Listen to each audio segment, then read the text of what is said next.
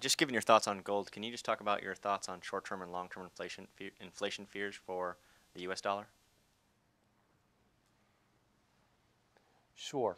And I think that it's kind of related to what I said earlier in terms of a bond investment.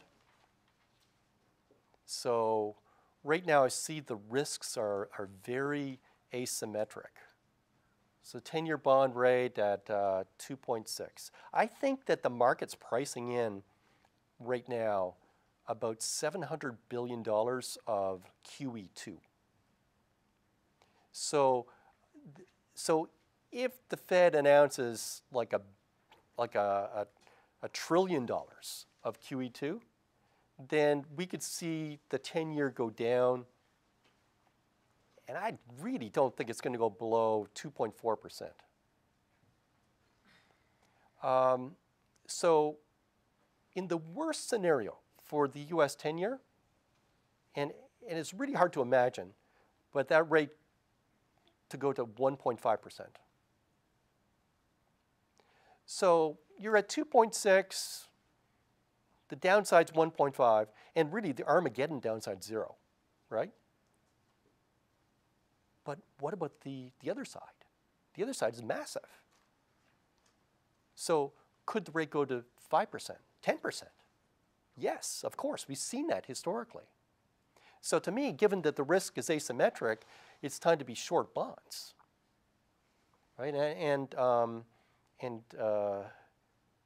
basically, we're going to have some news on Wednesday in terms of what the Fed is actually going to do in terms of its buying program. And I kind of like phrase my answer to inflation in terms of a bond trade, because that's really probably what you're interested in. So in the short term, we're running very low inflation. So core is very low, not as low as Japan, where their core, I think, was minus 1.7 last month. Minus 1.7%. Okay, so we're running very low.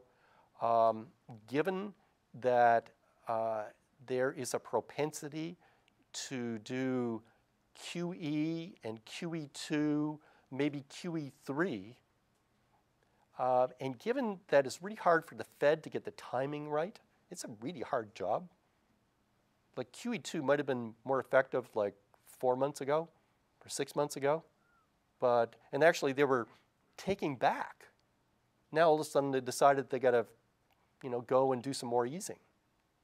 So I basically see this as very low inflation in the short term, but in the medium term, there will be inflation. So investment portfolios, I would be, if you're got a large fixed income exposure, you need to hedge some of that for the medium term.